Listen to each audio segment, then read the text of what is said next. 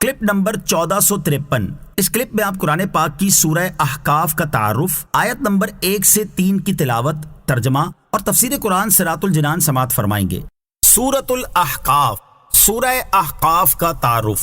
مقام نزول، سورہ احقاف مکیہ ہے، البتہ بعض مفسرین کے نزدیک اس کی چند آیتیں مدنی ہیں، اور وہ قل ارأیتم ان کان من عند اللہ اور فاصبر کما صبر اور ووصینا الانسان بوالدیہ سے لے کر الا اساطیر الاولین تک 3 آیتیں ہیں۔ رکوع اور آیات کی تعداد، اس صورت میں 4 رکوع اور 35 آیتیں ہیں۔ احقاف نام رکھنے کی وجہ، احقاف یمن کی اس سرزمین کا نام ہے جہاں قوم عاد آباد تھی، اور اس سورت کی آیت نمبر 21 سے سرزمین احقاف میں رہنے والی اس قوم کا واقعہ بیان کیا گیا ہے۔ اس مناسبت سے سورت کا نام سورہ احقاف رکھا گیا۔ سورہ احقاف کے مضامین، اس سورت کا مرکزی مضمون یہ ہے کہ اس میں توحید، رسالت، وحی، مرنے کے بعد دوبارہ زندہ ہونے اور اعمال کی جزا ملنے کے بارے میں کلام کیا گیا ہے، اور اس صورت میں یہ چیزیں بیان کی گئی ہیں۔ نمبر 1، ابتدا میں اللہ تعالیٰ کی وحدانیت اور قیامت سے متعلق دلائل دیے گئے۔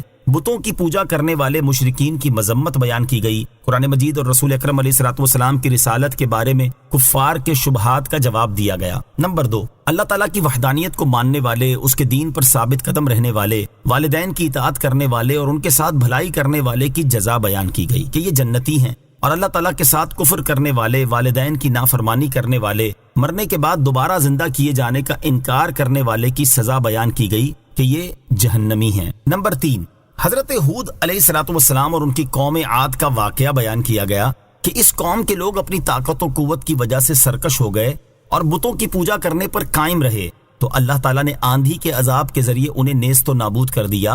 اور اس واقعے کو بیان کرنے سے مقصود کفار مکہ کو حضور اکرم علیہ الصلوۃ والسلام کی تکذیب کرنے سے ڈرانا ہے کہ اگر وہ اپنی اسی ہٹ درمی پر قائم رہے تو ان کا انجام بھی قوم عاد جیسا ہو سکتا ہے۔ نمبر 4، قرآن پاک کی آیات سن کر ایمان قبول کرنے والی جنوں کی ایک جماعت کا ذکر کیا گیا، اور یہ بتایا گیا کہ انہوں نے اپنی قوم کو حضور پرنور علیہ الصلوۃ والسلام پر ایمان لانے کی دعوت دی، اور انہیں بتایا کہ جو ان پر ایمان نہیں لائے گا وہ کھلی گمراہی میں ہے۔ نمبر 5، اس صورت کے آخر میں مردوں کو دوبارہ زندہ کرنے پر اللہ تعالیٰ کی قدرت کی دلیل دی گئی، اور یہ بتایا گیا کہ کفار بہر صورت جہنم کا عذاب پائیں گے، اور اللہ تعالیٰ نے اپنے حبیب علیہ الصلوۃ والسلام کو تلقین کی کہ اے حبیب علیہ الصلوۃ والسلام صبر کرو جیسے ہمت والے رسولوں نے صبر کیا، اور ان کافروں کے لیے عذاب طلب کرنے میں جلدی نہ کرو۔ سورہ جاثیہ کے ساتھ مناسبت، سورہ احقاف کی اپنے سے ماں قبل سورت جاثیہ کے ساتھ ایک مناسبت یہ ہے کہ دونوں سورتوں کی ابتدا میں قرآن مجید کا تعارف بیان کیا گیا۔ دوسری مناسبت یہ ہے کہ سورہ جاثیہ کے آخر میں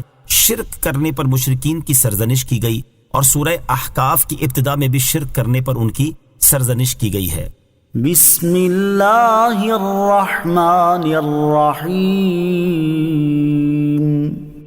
ترجمہ، اللہ کے نام سے شروع جو نہایت مہربان رحمت والا ہے۔ حامیم، تنزیل الکتاب من اللہ العزیز الحکیم۔ ترجمہ، حامیم، کتاب کا نازل فرمانا اللہ کی طرف سے ہے جو عزت والا، حکمت والا ہے۔ حامیم یہ حروف مقطعات میں سے ایک حرف ہے، اس کی مراد اللہ تعالیٰ ہی بہتر جانتا ہے۔ تنزیل الکتاب من اللہ، کتاب کا نازل فرمانا اللہ کی طرف سے ہے، یعنی قرآن مجید کو حضور اقدس صلی اللہ تعالیٰ علیہ وسلم نے اپنی طرف سے نہیں بنایا، اور نہ ہی کسی انسان اور جن سے اسے نقل کیا ہے، بلکہ یہ قرآن اس اللہ تعالیٰ کی طرف سے نازل کیا گیا ہے جو اپنی سلطنت میں عزت اور غلبے والا اور اپنی صنعت میں حکمت والا ہے۔ قرآن مجید کی 4 خوبیاں، اس آیت سے قرآن کریم کی 4 خوبیاں معلوم ہوئیں۔ نمبر 1، قرآن عظیم کسی انسان یا جن کا کلام نہیں بلکہ یہ اللہ تعالیٰ کا کلام ہے۔ نمبر 2، قرآن مجید حق اور سچ ہے کیونکہ اسے اللہ تعالیٰ نے نازل فرمایا ہے، اور اللہ تعالیٰ ارشاد فرماتا ہے وَمَنْ أَصْدَقُ مِنَ اللَّهِ قِيلًا۔ ترجمہ، اور اللہ سے زیادہ کس کی بات سچی ہے۔ نمبر 3، قرآن کریم اپنی عبارت اور معنی دونوں کے اعتبار سے تمام کتابوں پر غالب ہے، کیونکہ اس کتاب کو نازل فرمانے والے کی شان یہ ہے کہ وہ عزت والا اور غلبے والا ہے، اور قرآن کلام الہی ہے جو کہ اللہ تعالیٰ کی صفت ہے۔ نمبر 4، قرآن حکیم انتہا کو پہنچی ہوئی حکمت پر مشتمل ہے کیونکہ یہ حکمت والے رب تعالیٰ کی طرف سے نازل ہوا ہے۔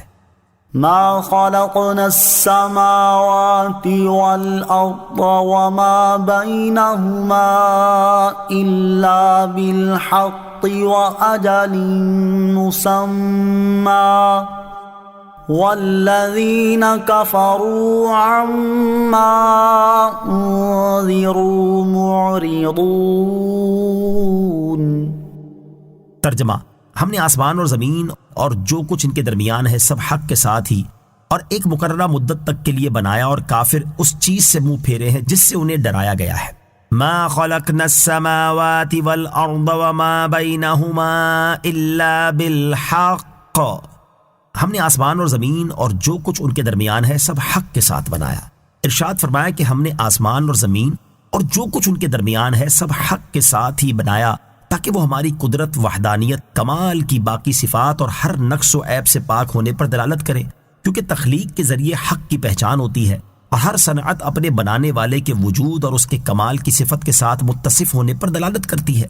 نیز انہیں ہمیشہ باقی رہنے کے لیے نہیں بنایا بلکہ ایک مقررہ مدت تک کے لیے بنایا ہے، اور وہ مقررہ مدت قیامت کا دن ہے جس کے آ جانے پر آسمان اور زمین فنا ہو جائیں گے، اور جس چیز سے کفار کو ڈرایا گیا ہے وہ اس پر ایمان لانے سے منہ پھیرے ہوئے ہیں۔